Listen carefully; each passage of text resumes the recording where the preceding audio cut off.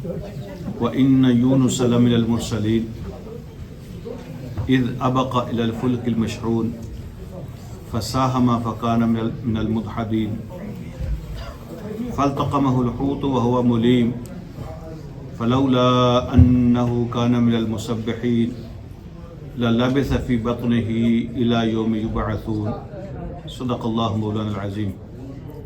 اللہم صلی علی سیدنا مولانا محمد مبارک وسلم علیہ صلاۃ سلاما کثیرا کثیرا۔ سورہ صافات کا آج آخری حصہ ہے، اور آج جو سٹوری بیان ہو رہی ہے یہ اس لائن کے اندر چھٹی سٹوری ہے، that's the sixth story in the line۔ یونس علیہ السلام کی سٹوری ہے۔ اللہ رب العالمین فرماتے ہیں کہ بے شک یونس علیہ السلام بھی رسولوں میں سے تھے، اور ان کا واقعہ یاد کرو، اذ ابقا الی الفلک المشحون، جب وہ نکل گئے تھے ایک بھری ہوئی کشتی کی طرف۔ ہوا یہ تھا کہ عراق میں نینوا ان کا علاقہ تھا، موصل جو آج کل عراق کا شہر ہے اس کے قریب، اراؤنڈ 800 years before عیسیٰ علیہ السلام۔ تو قوم بات نہیں مان رہی تھی، ریفیوز کر رہی تھی، تو یونس علیہ السلام بڑے مایوس ہوئے، بڑا غصہ آیا، اللہ رب العالمین سے فیصلہ کرنے کی درخواست کی کہ میرا اور قوم کا فیصلہ کر دیں۔ تو اللہ نے بتا دیا یونس علیہ السلام کو کہ میں 3 دن ان کو مہلت دیتا ہوں، تو اس کے بعد ان کا فیصلہ کر دیں گے۔ تو یونس علیہ السلام نے قوم کو بتایا کہ 3 دن کے بعد تمہارے اوپر عذاب آئے گا، اور اللہ تمہیں کرش کر دیں گے، اللہ کا عذاب آ رہا ہے تمہارے اوپر 3 دن کے بعد۔ اور خود علاقہ رات کے وقت علاقہ چھوڑا اور وہاں سے ہجرت کر دی۔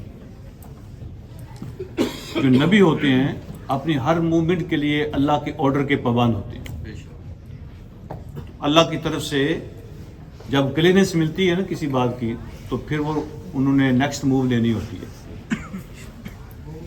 کوئی عام آدمی ہو تو اس کے لیے کوئی فیصلہ کرنا، جگہ کو چھوڑنا، دوسری جگہ جانا، یہ ڈیفرنٹ کیس ہے۔ لیکن نبی جس قوم میں بھیجا جاتا ہے، نبی کی ہر موو اللہ رب العالمین کے فیصلے کے مطابق ہوتی ہے۔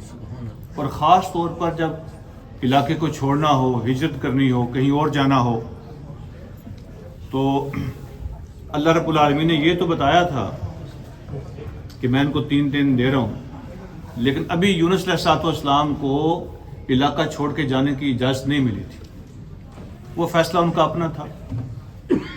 انہوں نے سمجھا کہ اب عذاب تو آ جانا ہے، اب یہ قوم تو مرے گی، تو میں یہاں کیا کروں گا؟ تو غصے سے قوم کو چھوڑا اور نکل گئے۔ دریا کو پار کرنا تھا، جب وہاں پہنچے تو بائی گڈ چانس جو کشتی تھی، شپ تھا، وہ بھی ریڈی اور فل تھا، اوور لوڈڈ جیسے آپ سمجھ لیں کیا لیں۔ جب اللہ کسی آزمائش میں ڈالتے ہیں نا، تو سارے سٹیپ جو ہے نا ایسے اس کو ملتے چلے جاتے ہیں۔ تو کشتی ریڈی ہے، بھری ہوئی ہے، اس میں بیٹھ گئے ہیں۔ تو اس سفر کی طرف میں بعد میں آتا ہوں۔ ادھر قوم نے اگنور کیا، یہ دھمکیاں شمکیاں جو ہے نا 3 دن کے بعد عذاب آ جائے گا، دیکھی جائے گی۔ لیکن جب انہوں نے دیکھا نا کہ یونس نظر نہیں آ رہے، پتہ چلا کہ وہ تو چھوڑ کے نکل گئے ہیں، تو ان کو اندازہ ہوا کہ یہ معاملہ سیریس ہے۔ اگر ویسے ہی دھمکی ہوتی تو وہ چھوڑ کے نہ جاتے، وہ چھوڑ کے نکل گئے ہیں، تو اس کا مطلب یہ ہے کہ سیریس ہے مسئلہ۔ تو 30 دن ان کو محسوس ہوا، یعنی کالے بادل اٹھ رہے ہیں اور ایک طرف سے طوفان کے آثار نظر آ رہے ہیں، تو ان کو محسوس ہوا کہ یہ اللہ کا عذاب آ رہا ہے۔ تو انہوں نے اعلان کرنے شروع کر دیے، ایمرجنسی ڈکلیئر ہو گئی۔ سارے مرد، عورتیں، چھوٹے بڑے، بوڑھے جوان، حتیٰ کہ اپنے جانور بھی لے کے وہ شہر سے باہر میدان کے اندر آ گئے، اور رونا دھونا اور دعائیاں اور توبہ اور اللہ سے معافیاں مانگنا شروع کر دی۔ تو بچے بھی چیخ رہے ہیں، بلک رہے ہیں، عورتیں مرد بھی اللہ سے دعائیاں دے رہے ہیں، توبہ کر رہے ہیں. تو اللہ رب العالمین نے چونکہ وہ سنسیئر توبہ تھی، واقعتاً ان کو سمجھ آ گئی تھی کہ اب عذاب ٹال نہیں سکتا، تو اللہ نے قرآن میں بیان فرمایا کہ جب اللہ کا عذاب آ جاتا ہے کسی قوم سے ٹلتا نہیں ہے سوائے یونس کی قوم کے، تو ہم نے ان سے آیا ہوا عذاب ٹال دیا. ان کی توبہ کو اللہ نے قبول فرما لیا اور عذاب کو روک دیا. اب ادھر قوم تو بچ گئی، ادھر یونس علیہ السلام جب کشتی میں بیٹھے ہیں تو طوفان آ گیا، کشتی ڈولنے لگی.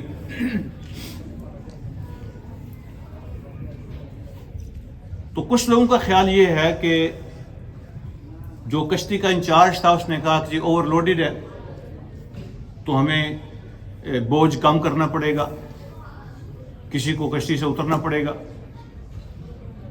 تو کوئی بھی تیار نہیں تھا اترنے کے لیے، تو پھر انہوں نے قرعہ اندازی کی، پرچیاں ڈالی کہ جس کا نام نکلے گا اس کو اترنا پڑے گا. تو یونس علیہ السلام یہ بھی ہو سکتا ہے کہ وہ جانے پہچانے ہوں کشتی والوں کے لیے بھی، یہ بھی ہو سکتا ہے کہ چونکہ شکل سے بندہ محسوس ہوتا ہے کہ بہت کو معزز نیک اور اچھا آدمی ہے، تو کہا کہ آپ یہ کام کریں. تو انہوں نے پرچیاں ڈالی، ان کا ہی نام نکلا، تو ان کو پھر کشتی سے اترنا پڑا، دریا میں چھلانگ لگانی پڑی. ایک ورژن یہ ہے.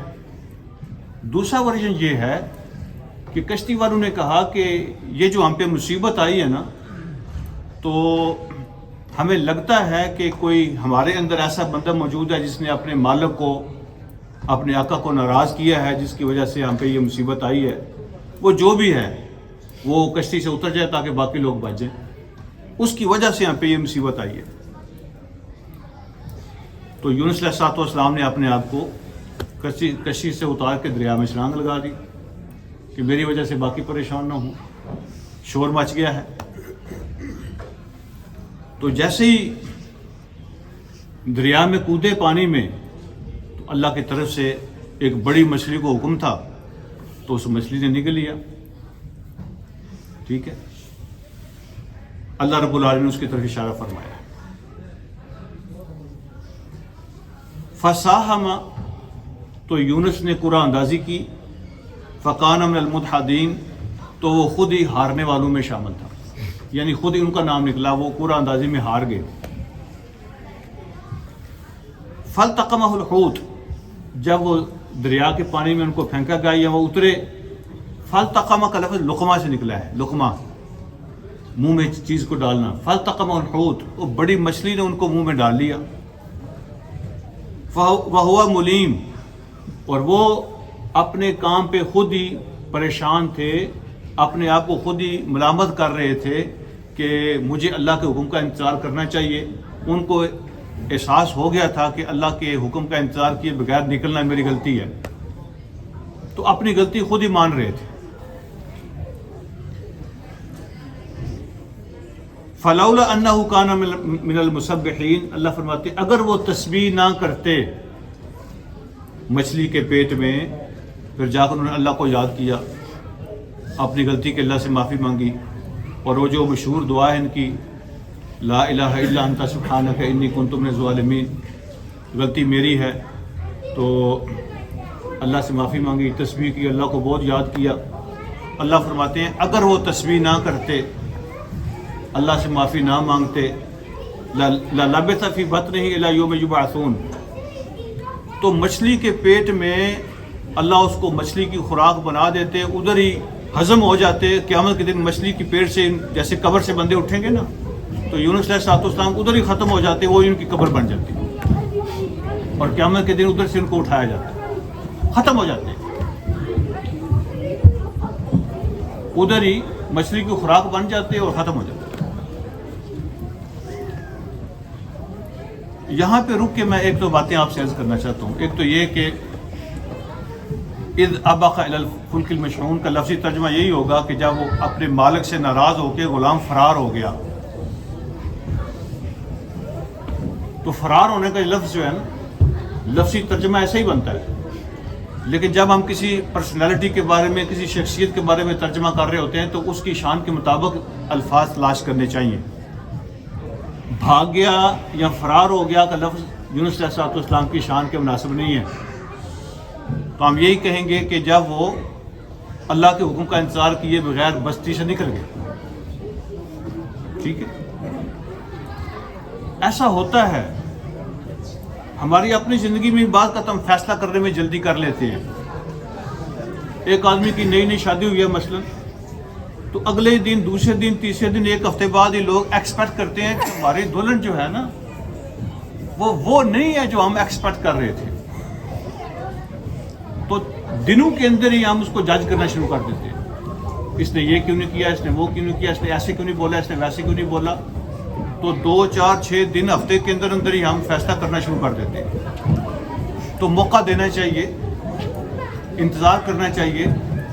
جلدی میں کیے گئے فیصلے جو ہوتے ہیں وہ درست نہیں ہوتے. بھائی ایک درخت اگر ایک جگہ سے اکھاڑ کے آپ نے دوسری جگہ لگایا ہے تو جڑیں پکڑنے میں کچھ دن تو لگتے ہیں نا. آپ کسی جگہ شفٹ ہوئے ہیں تو آپ کو جاب نہیں مل رہی، تو لوگ جو ہے نا اپنے دل کے اندر ہی اللہ کے بارے میں بد ظن ہو جاتے ہیں. دعائیں بھی مانگ رہا ہوں، کوشش بھی کر رہا ہوں، پتہ نہیں کیا مسئلہ ہے میرے ساتھ، یہ کیا مصیبت پڑ گئی. تو کچھ وقت صبر بھی کرنا چاہیے، اللہ کی حکمتوں کا انتظار بھی کرنا چاہیے. وقت تو لگتا ہے چیزوں کو سیٹل ہونے میں، اور ایسا کئی دفعہ ہوا ہے. بہت سے لوگ چند ہفتوں میں ہی یا چند مہینوں میں ہی گھبرا کے چلے جاتے ہیں چھوڑ کے، یا کوئی اور فیصلہ کر لیتے ہیں. اور جو لوگ کچھ عرصہ برداشت کر لیتے ہیں وہ بعد میں سیٹل بھی ہو جاتے ہیں اور بڑے اچھے سیٹل ہوتے ہیں. فیصلے میں جلدی کرنا یہ درست نہیں ہوتا. تھوڑا سا سکون کے ساتھ، صبر کے ساتھ کچھ چیزوں کو دیکھنا چاہیے، اللہ سے دعا مانگنی چاہیے اور اپنی کوشش جاری رکھنی چاہیے. اللہ راستے پیدا فرما دیتے ہیں. تو جلد بازی کے فیصلے جو ہوتے ہیں وہ درست نہیں ہوتے. یہاں بھی اللہ نے یہ ہمیں سبق سکھایا ہے کہ اللہ کا فیصلے کا انتظار کیے بغیر اللہ کے نبی نے موو لی ہے اور اپنا فیصلہ کیا ہے. تو اللہ رب العالمین کسی کو معاف نہیں کرتے. اللہ کے قانون سب کے لیے ہیں. وہ اگر قانون کے مطابق فیصلہ نبی کی طرف سے نہ ہو یا کسی اور کی طرف سے، اللہ رب العالمین ان کے قانون کو حرکت ہو جاتی ہے. تو اللہ فرماتے ہیں کہ کشتی میں بیٹھے تو قرآن اندازی ہوئی. قرآن اندازی کے بارے میں ایک بات آپ سے عرض کرنا چاہتا ہوں کہ قرآن اندازی کر کے یا پرچی ڈال کے آپ کسی کیس کا فیصلہ نہیں، کسی کو مجرم ثابت نہیں کر سکتے. مثلا مجلس میں لوگ بیٹھے ہوئے ہیں، کسی کی چوری ہو گئی ہے، ہمیں پتہ نہیں ہے چور کون ہے، ہمیں 10 لوگوں پہ شک ہے، ان 10 کو بلا لیا ہے لیکن ہمیں نہیں پتا چور کون ہے. تو آپ کہیں گے پرچیاں ڈال لیتے ہیں، جس کا نام نکلے گا وہ چور ہے. تو کسی کو مجرم ثابت کرنے کے لیے قرآن اندازی نہیں ہو سکتی. ٹھیک ہے. اچھا جی، کوئی وراثت کا فیصلہ ہو رہا ہے، کوئی چیز کسی میں تقسیم کرنی ہے اور ہم فیصلہ نہیں کر پا رہے کہ یہ اس کا اصلی حقدار کون ہوگا.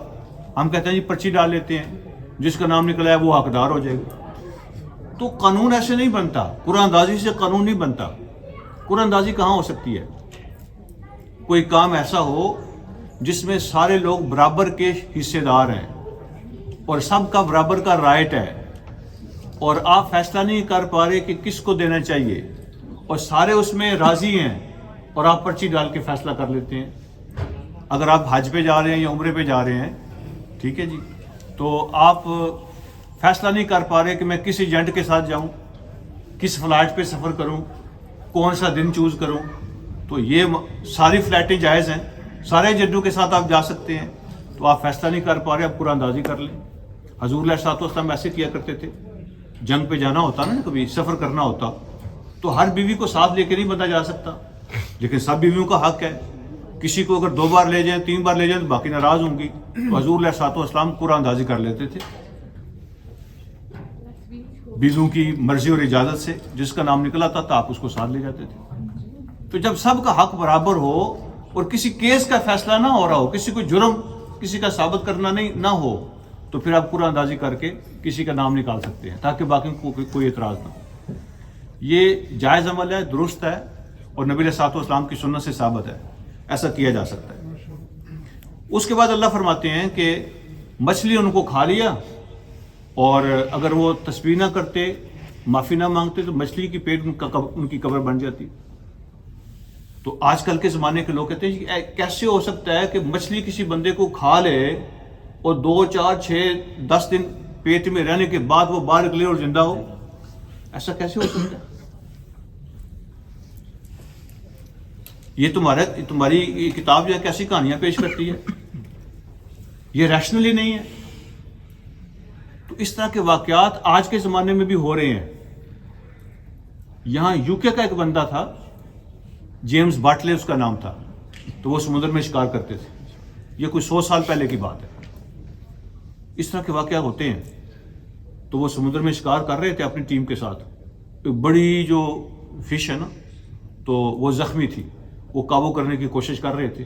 جیمز باٹلے جو ہے نا، وہ مچھلی نے اس کو کھا لیا، اور لوگوں نے بڑی کوشش کی، اس کو قابو نہیں کر سکے۔ نیکسٹ ڈے وہ ان کو ملی، اور بلکہ اس سے بھی اگلے دن، تو 60 گھنٹے اس کو رپورٹ کے مطابق مچھلی کے پیٹ میں ہو گئے تھے۔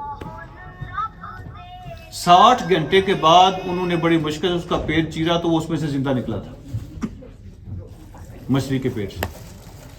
تو آج کے زمانے میں جیمز باٹلے اگر 60 گھنٹے کے بعد زندہ نکل سکتا ہے، تو اللہ کا نبی جو ہے نا، جو اللہ معجزہ دکھاتا ہے، تو وہ کیوں نہیں ہو سکتا؟ اس طرح کے کئی واقعات ایسے ہوتے ہیں۔ جہاز کریش ہو جاتا ہے اور کسی کے بچنے کی امید نہیں ہوتی، لیکن کچھ لوگ بچ جاتے ہیں۔ بلڈنگ گر جاتی ہیں، کسی کے بچنے کی امید نہیں ہوتی، لیکن 3 4 6 10 دن کے بعد لوگ نیچے زندہ نکل آتے ہیں۔ تو اللہ اپنی قدرت کی نشانیاں دکھاتا ہے، اس میں اعتراض والی بات کون سی ہو سکتی ہے؟ تو اللہ رب العالمین نے پھر وہ وظیفہ بھی میں بیان فرمایا قرآن کے اندر کہ یونس علیہ السلام نے اس وظیفے کے ساتھ دعا مانگی تھی۔ تو وہ لوگ جو ہوتے ہیں نا، جو مصیبت جن پہ آتی ہے، تکلیفیں جن پہ آتی ہیں، پریشانیاں جن پہ آ جاتی ہیں، اور کسی کلیمٹی میں، ڈیفیکلٹیز میں پکڑے جاتے ہیں، تو یہ وظیفہ ہے ان کے لیے۔ اللہ رب العالمین ان کے لیے آسانیاں پیدا فرماتے ہیں، ان کے لیے وے آؤٹ پیدا فرماتے ہیں۔ لا الہ الا انت سبحانک انی کنت من الظالمین۔ کسی جگہ پر بھی یہ نہیں ہے کہ اس کو اتنے لاکھ دفعہ پڑھنا چاہیے اور اتنے کروڑ دفعہ پڑھنا چاہیے، اور بس یہ ایک تسبیح ہے، جتنی آپ کر سکتے ہیں اپنی دعاؤں میں اس کو شامل کریں، کوئی تعداد بیان نہیں ہوئی ہے۔ اور پھر یہ جو بات ہوتی ہے کہ وظیفہ جو ہے کسی کی اجازت کے ساتھ پڑھنا چاہیے، فلاں امام صاحب، فلاں حضرت صاحب، فلاں پیر صاحب، فلاں علامہ صاحب، ان کی اجازت نہیں ہے تو وظیفہ الٹا پڑ جاتا ہے، ٹھیک ہے، وہ چک بھی مارن لگ پہنتا ہے بندے۔ وظیفہ جو ہے نا، جب جو دینے والا ہے نا، جو دعائیں قبول کرنے والا ہے، دعائیں سکھانے والا ہے، اس نے تو اوپن کیا ہوا ہے، سب کے لیے کیا ہوا ہے۔ اس نے جب اجازت دی ہوئی ہے، نہ امام صاحب اس کے مالک ہیں، نہ کوئی پیر صاحب اس کے مالک ہیں، نہ کوئی علامہ صاحب اس کے مالک ہیں، جو اس کا مالک ہے اس نے اجازت دی ہوئی ہے، تو سب پڑھو، کسی وقت بھی پڑھو۔ اللہ سے دعا مانگنی ہے، کوئی امام صاحب نے یا پیر صاحب نے نہیں دینا آپ کو، اللہ نے دینا ہے، تو وظیفے کے لیے کسی کی اجازت نہیں چاہیے ہوتی۔ یہ جو اجازت جس کی پابندی ہوتی ہے نا، یہ دکانداری کے لیے ہوتی ہے، یہ بزنس ہوتا ہے۔ اللہ کی طرف سے دعائیں مانگنے کے وظیفے کرنے کے لیے کسی کی اجازت کی ضرورت نہیں ہے، ہر بندے کو اجازت ہے جب چاہے وظیفے کرے۔ تو اللہ رب العالمین فرماتے ہیں کہ انہوں نے وظیفہ کیا، اللہ سے معافی مانگی، تسبیح اللہ کی بیان کی، تو اللہ رب العالمین نے فش کو حکم دیا کہ یونس علیہ السلام کو بیچ پہ پھینک دے۔ فَنَبَذْنَاهُ بِالْعَرَاءِ، اللہ فرماتے ہیں وہ فش نہیں تھی، وہ ہم تھے۔ فَنَبَذْنَاهُ بِالْعَرَاءِ، تو ہم نے ان کو کنارے پہ پھینک دیا، تو ہم نے ان کو کنارے پہ ڈال دیا۔ تو حالانکہ ڈالا تو فش نے تھا، تو اللہ نے کہا فَنَبَذْنَاهُ، ہم نے ان کو ڈالا تھا وہاں۔ تو چونکہ جو کام فش کر رہی تھی وہ اللہ کے حکم سے کر رہی تھی، اس لیے اللہ نے فرمایا ہم نے ان کو کنارے پہ ڈال دیا۔ وَهُوَ سَقِيمٌ، تو وہ بہت کمزور ہو گئے تھے فش کے پیٹ میں رہنے سے نا۔ کچھ مفسرین نے لکھا کہ جسم کے بال بھی اتر گئے تھے۔ اب اتنے دن فش کے پیٹ میں رہنے سے کوئی ہوا بھی تازہ اس طرح نہیں ملتی، خوراک بھی اس طرح نہیں ملتی، تو اللہ رب العالمین نے بیان فرمایا ہوا سقیم، تو کمزور، ٹھیک ہے، بالکل ہی مزمحل ایک لفظ ہم استعمال کرتے ہیں، لاچار قسم کا بندہ، اٹھ کے کھڑا ہونا بھی مشکل ہو جائے جس کے لیے، تو یہ کیفیت تھی ان کی جب ان کو بیچ پہ مچھلی نے ڈالا۔ فَأَنبَتْنَا عَلَيْهِ شَجَرَةً مِّن يَقْطِينٍ، پھر ہم نے، اللہ فرماتے ہیں ہم نے ایک بیل ان کے لیے اگائی، ایک بیل ان کے لیے اگائی تو جس کے سائے میں وہاں بیچ پہ جو دھوپ ہوتی ہے نا وہ سخت ہوتی ہے اور تیز ہوتی ہے، اور جس کی باڈی اور اسکن اسپیشلی کمزور ہو جائے تو اس کو تیز لگتی ہے، تو خطرہ تھا کہ ان کو نقصان ہوگا۔ اللہ رب العالمین نے کسی بیل کے ذریعے سے ان کے لیے سائے کا بندوبست کر دیا۔ یہ نہیں ہے ضروری کہ وہ اللہ نے اسی وقت اگائی ہو، یعنی یہ بھی اللہ کا معجزہ ہے۔ ایک ورژن یہ بھی ہے کہ اسی وقت اگائی ہو اللہ پاک نے سائے کے لیے، یہ بھی ایک ورژن ہے کہ وہ بیل وہاں موجود تھی جس کے قریب فش نے ان کو ڈالا اور ان کا سایہ ان کو ملتا رہا۔ تو تھوڑی دیر جب دنیا کی ہوا لگی اور جسم کچھ بہتر ہوا تو وہ اٹھ گئے۔ اور ایک جو ہے نا اوپینین یہ بھی ہے فلولا انہ کان من المسبحین، کہ ضروری نہیں ہے کہ انہوں نے مچھلی کے پیٹ میں جا کے تسبیح کی ہو۔ اس کا ترجمہ یہ ہے کہ اگر وہ تسبیح کرنے والوں میں سے نہ ہوتا، اس کا مطلب یہ ہے کہ یونس علیہ السلام اکثر اللہ کی تسبیح میں یہ کلمہ پڑھتے رہتے تھے پہلے بھی، تو ان کا جو پچھلا عمل ہے اللہ نے اس کو قبول کیا کہ تسبیح وہ کرتے رہتے تھے، تو ہم نے ان کی اس تسبیح اور ان کی توبہ اور ان کے ذکر کی وجہ سے ہم نے ان کو بچا لیا۔ تو ضروری نہیں ہے کہ جب مصیبت آئے تو آپ نے اسی وقت تسبیح کرنی ہے، جب آپ پکڑے جائیں تو اسی وقت خدا یاد آنا ہے۔ جو اچھے وقتوں کی باتیں ہوتی ہیں برے وقتوں میں کام آتی ہے۔ جو اچھے وقتوں کی عبادت ہوتی ہے نا تو وہ مشکل وقت میں کام آتی ہے۔ تو جب کسی کو مصیبت پڑتی ہے نا پھر تو سب مشرک بھی لوگ، مشرک بھی، بتوں کی پوجا کرنے والے بھی جب پکڑے جاتے ہیں تو ان کو رب یاد آ جاتا ہے۔ تو ہر وقت اللہ کو یاد رکھنا چاہیے۔ آسان وقتوں میں جو اللہ کو یاد رکھتا ہے مشکل وقت میں اللہ اس کو یاد رکھتے ہیں۔ تو پھر اللہ رب العالمین فرماتے ہیں اللہ پاک نے یونس علیہ السلام کو بچا لیا، اور جب وہ باہر نکلے مچھلی کے پیٹ سے ان کی طبیعت بحال ہوئی تو اللہ نے حکم دیا ارسلناہ الی مئۃ الف او یزیدون، تو پھر ہم نے کہا کہ واپس جائیے اپنے شہر کے اندر۔ وہ کتنے تھے؟ مئۃ الف او یزیدون، 1,00,000 یا اس سے زیادہ ان کی تعداد تھی، 1,00,000 یا اس سے زیادہ نینوا والوں کی، واپس ان کے پاس بھیجا۔ تو یہ جو لفظ فرمایا 1,00,000 یا اس سے زیادہ، تو کیا اللہ کو اندازہ ہو رہا ہے؟ اللہ کو پتہ نہیں تھا کتنے ہیں؟ اللہ کہہ رہے ہیں 1,00,000 یا اس سے کچھ زیادہ لوگ تھے وہ۔ اللہ کو تو ایگزیکٹ فگر پتہ ہوتی ہے نا، ایگزیکٹ فگر کیا ہے، تو یہ کیا 1,00,000 کچھ لوگ تھے۔ اللہ کو بیان کرنا چاہیے تھا کہ 1,50,000 ہیں، 1,20,000 ہیں، 1,30,000 ہیں، تو اللہ کو تو ایگزیکٹ پتہ ہوتا ہے۔ تو یہ اللہ نے پھر رف فگر کیوں دیا ہے 1,00,000 یا اس سے کچھ زیادہ؟ تو یہ اللہ کو مسئلہ نہیں ہے۔ اللہ نے بیان فرمایا کہ اگر کوئی بندہ شہر کے بعد کھڑا ہو اور اس کا اندازہ لگائے آبادی کا، تو وہ اندازہ لگائے گا کہ یہ کوئی 1,50,000 کی آبادی ہوگی۔ تو اللہ نے انسانی فگر دیا ہے کہ لوگ جب اس بستی کو، شہر کو دیکھیں گے تو اندازہ لگائیں گے کہ 1,00,000 1,50,000 کی آبادی ہے ان کی۔ یونس علیہ السلام کو واپس اپنی قوم کے پاس بھیجا جن کی تعداد 1,00,000 سے زیادہ تھی، 1,50,000 کے قریب۔ فآمنوا فمتعناہم الی حین، وہ سارے مان گئے، سارے کا سارا شہر سالوں سے نہیں مان رہے تھے۔ اللہ رب العالمین نے جب دکھایا سب کچھ تو وہ مان گئے، تو سارا شہر یونس علیہ السلام پر ایمان لے آیا۔ اللہ فرماتے ہیں کہ پھر ایک مقررہ وقت تک ہم نے ان کو زندہ رہنے کے لیے سامان عطا کیا اور ہم نے ان کو مہلت دی۔ فاستفتہم، اب ایک نیا چیپٹر سٹارٹ ہو رہا ہے، یہ واقعات کا چیپٹر یہاں ختم ہو گیا ہے، اب ایک نیا چیپٹر شروع ہو رہا ہے۔ وہ مشرکین کہا کرتے تھے کہ فرشتے جو ہیں یہ اللہ کی بیٹیاں ہیں، فرشتے جو ہیں نا یہ اللہ کی بیٹیاں ہیں۔ تو اللہ نے ان کے اس سوال کا جواب دیا ہے، اور ایک طریقہ ہوتا ہے جواب دینے کا کاؤنٹر آرگومنٹ، ٹھیک ہے، یعنی جو بندہ سوال کر رہے ہیں نا آپ اسی کے سوال میں اس کو پھنسا لیتے ہیں، ٹھیک ہے، جوابی سوال کر لیتے ہیں۔ تو اللہ رب العالمین نے یہ طریقہ قرآن میں بیان کیا ہے۔ بعض وقت ایسے بھی ہوتا ہے، اس بندے کو اس کے سوال کا جواب دینے کی بجائے آپ کاؤنٹر کویشچن کر دیتے ہیں اور وہ اس کو اس کے اندر ہی پھنسا دیتے ہیں، اس کا جواب اس کو مل جاتا ہے اور وہ خود اس میں پھنس بھی جاتا ہے۔ تو اللہ رب العالمین نے یہاں کاؤنٹر کویشچن کیا ان سے۔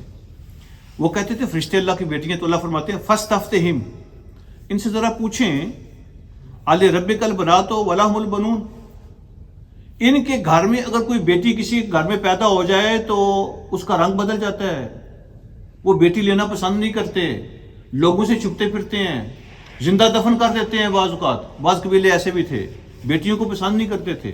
اب ان سے پوچھیں کہ بھائی اللہ تم سے بھی نیچے ہے کیا کہ تم اپنے لیے تو بیٹی پسند نہیں کرتے ہو, تو اللہ کے لیے ساری بیٹیاں تم نے بنا دی ہیں. اللہ کی بیٹیاں بیٹیاں ہیں, وہ تم بیٹی پسند ہی نہیں کرتے ہو, تو جو چیز تم اپنے لیے پسند نہیں کرتے ہو وہ اللہ کے لیے رکھتے ہو. عجیب بات نہیں ہے ویسے؟ انسان تو بیٹی کو پسند نہ کرے ہو, تم جو سوال کر رہے ہو تم تو بیٹی پسند نہیں کرتے ہو اور کہتے ہو اللہ کے پاس ساری بیٹیاں بیٹیاں ہیں. تو ان سے پوچھئے الرب کل بنا تو ولہم البنون, اچھا ساری بیٹیاں تمہارے رب کی ہیں اور سارے بیٹے ان کے ہیں, رب کے بیٹے کیوں نہیں ہیں, پھر بیٹیاں بیٹیاں کیوں ہیں؟ پھر اللہ فرماتے ام خلقنا الملائکۃ اناثا وہم شاہدون, اچھا سارے فرشتے جو ہیں نا وہ فیمیل ہیں, بیٹیاں ہیں. جب ہم نے فرشتوں کو بنایا تھا یہ وہاں موجود تھے, ان کو کس نے بتایا کہ وہ سارے فیمیل ہیں؟ فرشتے سارے عورتیں ہیں, ان کو کیسے پتا ہے؟ جب ہم فرشتوں کو بنا رہے تھے یہ وہاں موجود تھے. تو فرشتوں کی جو جینڈر ہے یہ کیسے جانتے ہیں؟ یہ کیسی عجیب باتیں کرتے ہو. الا انہم من افکہم لیقولون, یہ سب ان کے منہ کے بکواسات ہیں جو کہتے رہتے ہیں. اس طرح کی باتیں یہ بکتے رہتے ہیں اور یہ کہتے رہتے ہیں جس کا نہ کوئی سیرا نہ پیر, نہ کوئی ایویڈنس, نہ کوئی لاجک. اللہ فرماتے ہیں لیقولون ولد اللہ, یہ کہتے ہیں اللہ کی اولاد ہے. وانہم لکاذبون, یہ بہت بڑے جھوٹے ہیں. اللہ کی بیوی نہیں ہے تو اولاد کیسے ہوگی؟ پھر اللہ فرماتے ہیں اصطفى البنات علی البنین, اچھا تو اگر اللہ نے اولاد لینی ہوتی تو صرف بیٹیاں لیتا, بیٹے سارے ان کے لیے. اللہ نے اگر اولاد لینی ہوتی, اگر اس کی اولاد اس نے بنانی ہوتی اپنی, تو صرف بیٹیاں بناتا, بیٹے نہ بناتا. ما لکم کیف تحکمون افلا تذکرون, کیسے فیصلے کرتے ہو اور کیسی باتیں کرتے ہو, تمہاری عقل کام نہیں کرتی. پھر اللہ فرماتے ہیں ام لکم سلطان مبین, کوئی دلیل بھی ہے تمہارے پاس, کوئی دلیل ہے تو ایویڈنس بھی پیش کرو. فاتو بکتابکم ان کنتم صادقین, کوئی لکھی ہوئی بات, کوئی لاجک, کوئی دلیل, کوئی ایویڈنس اللہ نے تمہیں لکھ کے دیا ہو, تمہارے پاس وہی بھیجی ہو, کسی کتاب میں لکھا ہو تو وہ پیش کرو. وجعلوا بینہ وبین الجنۃ نسبا, خفیہ مخلوق, سیکرٹ مخلوق جو ہوتی ہے نا, جنہ کا معنی ہوتا ہے وہ چیز جو چھپی ہوئی ہوتی ہے, اس میں فرشتے بھی شامل ہیں, اس میں جن بھی شامل ہیں. تو یہ فرشتوں اور جنوں کو اللہ رب العالمین کا رشتہ دار بناتے ہیں, اللہ کا نسب ثابت کرتے ہیں, یہ اللہ کی اولاد ہیں. یہ کہتے ہیں چھپی جو مخلوق ہے نا, فرشتے یا جن, یہ اللہ رب العالمین کی اولاد ہے. وَلَقَدْ عَلِمَتِ الْجِنَّةُ إِنَّهُمْ لَمُحْضَرُونَ, اللہ کے یہ ساری مخلوق جو ہے نا, فرشتے بھی اور جن بھی, یہ سب جانتے ہیں کہ ان کی اکاؤنٹیبلٹی ہوگی, وہ تو اللہ کے غلام اور خادم ہیں, وہ تو سارے اللہ کے خادم اور غلام ہیں, اللہ کے سرونٹ ہیں, اور یہ کہتے ہیں یہ اللہ کی اولاد ہیں. سبحان اللہ عما یصفون, اللہ پاک ان ساری باتوں سے جو یہ گڑتے ہیں. الا عباد اللہ المخلصین, وہ تو اللہ رب العالمین کے چنے ہوئے سلیکٹڈ غلام ہیں, اللہ کے سرونٹ ہیں جن کو اللہ نے اپنے خاص کاموں کے لیے چنا ہوا ہے. پھر اللہ رب العالمین ارشاد فرماتے ہیں ان کو خود پتہ ہے, فرشتوں کو خود پتہ ہے کہ ان کی حد کیا ہے, ان کی لیمیٹیشنز کیا ہیں, ان کا مقام کیا ہے, وہ ان کو خود پتہ ہے. لہو مقام معلوم, ان کو پتہ ہے ہماری حد کیا ہے, ہماری لیمیٹیشن کیا ہے, ہمارا مقام کیا ہے, وہ خود جانتے ہیں. وَإِنَّا لَنَحْنُ الصَّافُونَ, وہ خود بتاتے ہیں کہ ہم تو اللہ کے سامنے صفے بنا کے عبادت کرنے والے ہیں, ہم تو خود اللہ کے سامنے صفے بنا کے اس کی عبادت کرنے والے ہیں. وَإِنَّا لَنَحْنُ الْمُسَبِّحُونَ, اور ہم تو خود اللہ کی تسبیحات بیان کرنے والے ہیں, ہم تو اللہ کی طرف سے حکم کے منتظر ہوتے ہیں, ہر وقت اللہ کی تسبیح کرتے ہیں, صفے بنا کے اللہ کی عبادت کرتے ہیں. تو وہ ان کو خود اپنے مقام کا پتہ ہے. اور پھر آخر میں ایک اور سوال کا جواب دیا ہے, وَإِن كَانُوا لَيَقُولُونَ, یہ بھی کہیں گے لو ان عندنا ذکر من الاولین, اگر پہلے ہمارے پاس یہ آ جاتے, یہ سارا ریمائنڈر جو پہلے لوگوں کے پاس آیا ہے, اگر ہمارے پاس آ جاتا, لَكُنَّا عِبَادَ اللَّهِ الْمُخْلَصِينَ، تو ہم بھی اللہ رب العالمین کے سلیکٹڈ بندے بن جاتے، اطاعت گزار بندے بن جاتے. ہمارے پاس یہ پہلے چیزیں آ جاتی ہیں، خود ڈائریکٹ ہمارے پاس آتی ہیں، تو ہم بھی اللہ رب العالمین پر ایمان لے آتے. لیکن جب ان کے پاس پہنچی ہیں فَكَفَرُوا بِهِ فَسَوْفَ يَعْلَمُونَ، پھر انہوں نے انکار کر دیا. پہلے کہتے تھے کہ اگر ہمارے پاس آ جائیں نا یہ چیزیں تو ہم اللہ کو باتیں مان لیں گے، جب آئی ہیں تو انکار کر دیا. ان قریب ان کو پتہ چل جائے گا تمہارا انجام کیا ہوتا ہے.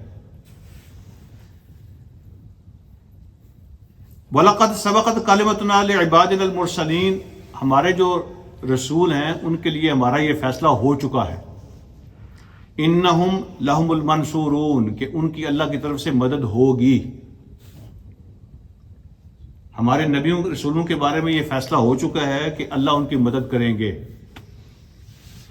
ان کی مدد ہوگی اللہ کی طرف سے. جب اللہ کی طرف سے مدد ہوگی تو ان کو کامیابی کیوں نہیں ملی؟ وہ اپنے ایجنڈے میں، اپنے پروگرام میں، اپنے مشن میں کامیاب کیوں نہیں ہوئے؟ یعنی لوگوں نے ان کی بات کیوں نہیں مانی؟ پھر تو بات ماننے کے دو صورتیں ہو سکتی ہیں. ایک ہوتا ہے پولیٹیکل سکسیس، کہ نبی کے زمانے میں ہی دنیا اس کی بات مان لے اور سارا کچھ اس کے انڈر ہو جائے اور نبی کے کنٹرول میں سارا کچھ آ جائے. یہ ہوتا ہے پولیٹیکل سکسیس. تو اللہ نے یہاں یہ بات نہیں کی کہ نبیوں کو ہم حکومتیں دے دیتے ہیں، ان کو پولیٹیکل سکسیس مل جاتی ہے، ان کی زندگی میں ہی ہو جاتا ہے سارا کچھ. اللہ فرماتے ہیں ان کی مدد ہوگی اور وہ کامیاب ہوں گے. ایک ہوتا ہے دلیل کے میدان میں،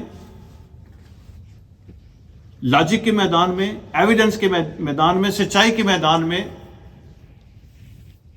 نبی کی کامیابی. کوئی ان کی بات کا جواب نہیں دے سکتا، کوئی ان کی بات کو چیلنج نہیں کر سکتا، کوئی ان کی بات کو جھوٹا ثابت نہیں کر سکتا، نہ کبھی ہوا ہے نہ کبھی ہوگا. تو یہ بھی ایک کامیابی ہے جو اللہ رب العالمین کو عطا فرمائی.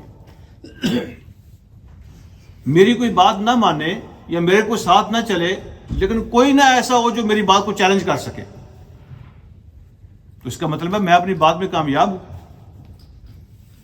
نبی کی کسی بات کو کسی نے کوئی چیلنج نہیں کیا اور ان کی بات کو جھوٹا ثابت نہیں کیا. لاجک کے میدان میں، ایویڈنس کے میدان میں ان کا کسی نے مقابلہ نہیں کیا. تو یہ بھی ایک کامیابی ہے اور غلبہ ہے جو اللہ پاک نے ان کو عطا فرمایا. اور بے شمار نبی کو اللہ رب العالمین نے پولیٹیکل غلبہ بھی عطا فرمایا. دنیا ان کے سامنے سرنڈر ہوئی ہے اور ان کو کامیابی حاصل ہوئی ہے. اللہ رب العالمین فرماتے ہیں فَتَوَلَّ عَنْهُمْ حَتَّى حِينٍ، ہر کام کا ایک وقت مقرر ہے تو آپ ان کو اگنور کریں. اے نبی آپ ان کو اگنور کریں ایک مقررہ وقت تک. وَأَبْصِرْهُمْ فَسَوْفَ يُبْصِرُونَ، آپ بھی دیکھیں، انتظار کریں اور وہ بھی دیکھ لیں گے کیا ہوتا ہے. آپ بھی دیکھ لیں گے کیا ہوتا ہے اور وہ بھی دیکھ لیں گے کیا ہوتا ہے. سمجھ آ جائے گا ان کو بھی کیا ہوتا ہے. أَفَبِعَذَابِنَا يَسْتَعْجِلُونَ، کہتے تھے لے آؤ، دھمکیاں میں دیتے رہے، لے آؤ اللہ کا عذاب کہاں ہے. اللہ فرماتے ہیں کہ ہمارے عذاب کے لیے جلدی بچا رہے ہیں. فَإِذَا نَزَلَ بِسَاحَتِهِمْ فَسَاءَ صَبَاحُ الْمُنذَرِينَ، جب یہ عذاب ان کے سین میں اترے گا نا، ان کی آنکھوں کے سامنے، ان کے گھروں پہ نازل ہوگا، تو پھر وہ دن ان کے لیے بہت مشکل ہوگا اور بہت برا ہوگا. اور وہ دیکھیں گے وہ عذاب ان کے سین میں اترا ہوا ان کی آنکھوں کے سامنے، اور جب وہ دن آئے گا تو ان کے لیے وہ بہت برا دن ہوگا. وَتَوَلَّ عَنْهُمْ حَتَّى حِينٍ، چھوڑ دیں آپ ان کو کچھ وقت کے لیے. اللہ رب العالمین نے ہر چیز کے لیے لائن سیٹ کی ہوتی ہے، ایک ٹائم فریم رکھا ہوتا ہے. جب وہ ٹائم آ جاتا ہے پھر اللہ اپنا فیصلہ سنا دیتے ہیں. اس ٹائم سے پہلے کچھ نہیں ہوتا. ہر چیز کے لیے اللہ کا ٹائم فریم ہوتا ہے. جب وہ فیصلہ آتا ہے، ٹائم آ جاتا ہے، تو اللہ کی طرف سے پھر فیصلے ہو جاتے ہیں. اللہ فرماتے ہیں ان کو چھوڑ دیں کچھ وقت کے لیے، ان کو بھی نظر آ جائے گا اور آپ کو بھی نظر آ جائے گا. پھر آخر میں 3 جملے ارشاد فرمائے اور تینوں پوری صورت کا خلاصہ ہے. توحید کے بارے میں بات کی اللہ پاک نے، تو اس کا جواب دیا سبحان ربک رب العزت عما یصفون. اس جملے میں پوری توحید کا بیان کرتی ہے. جتنی یہ باتیں اللہ رب العالمین کے بارے میں کرتے ہیں، یہ ساری کی ساری جھوٹی باتیں ہیں. اللہ ان ساری باتوں سے پاک ہے. تو توحید کو ایک جملے میں بیان، پوری سورت کا خلاصہ ایک جملے میں دے دیا. سبحان ربک رب العزت، تیرا رب عزتوں کا مالک ہے، ہر عیب سے، ہر فالٹ سے، ہر کمزوری سے پاک ہے. جتنی یہ باتیں اللہ کے بارے میں گڑتے رہتے ہیں، بکواس کرتے رہتے ہیں، اللہ ان ساری باتوں سے پاک ہے. عزتیں ان کے ہاتھ میں ہے، اللہ کے ہاتھ میں ہے. ہر عزت اللہ کے لیے ہے. اور دوسری بات تھی رسالت کے بارے میں، وہ نبیوں کی رسالت کو چیلنج کرتے تھے. تو آپ نے فرمایا وَسَلَامٌ عَلَى الْمُرْسَلِينَ، اور مبارک ہے، سلامتی ہے رسولوں اور نبیوں کے لیے. اس کا جواب یہ دے دیا ہر قسم کا جو نبی ہے اس کے لیے اللہ رب العالمین کی سلامتی ہے. ان کے کام جو ہے نا وہ مبارک کام ہے، ان کا مشن مبارک مشن ہے، وہ سلامتی لے کر آیا ہے. نبی جھوٹ نہیں بول رہے، اپنی طرف سے نہیں بنا رہے، وہ سلامتی کا پیغام لے کے آئے ہیں. اور پھر تیسری بات ہوتی ہے قیامت کے بارے میں، ڈے آف ججمنٹ کے بارے میں. تو اللہ فرماتے ہیں کہ جب انہوں نے اللہ کی بات کو نہیں مانا، اللہ کے عذاب ان پر آئے، اور جو دنیا میں عذاب سے بچ گئے قیامت کے دن اللہ ان کا فیصلہ کریں گے. اور جب برائی کا فیصلہ ہو جاتا ہے، اس کو سزا مل جاتی ہے. فرمایا والحمدللہ رب العالمین. جب اللہ برے کو اس کی سزا دیتے ہیں تو یہ اللہ رب العالمین کی تعریفیں اس رب کے لیے ہے. والحمدللہ رب العالمین، برائی اور اچھائی اللہ رب العالمین نے علیحدہ کر دی ہے. اللہ کے لیے ساری تسبیحات ہیں، اللہ کے لیے سارا شکر ہے، اللہ کے لیے ساری حمد ہے، جو تمام جہانوں کا مالک اور تمام کائنات کا وہ رب ہے، پالنے والا ہے. تو آخر میں یہ 3 جملے ارشاد فرما کے پوری سورت کا خلاصہ بیان کر دیا. الحمدللہ آج ہم نے سورہ صافات کو کمپلیٹ کیا ہے، اور نیکسٹ منڈے سے سورہ صاد سٹارٹ ہوگی. اللہ مجھے اور آپ کو سمجھنے کی عمل کی توفیق عطا فرمائے. وآخر دعوانا الحمدللہ رب العالمین.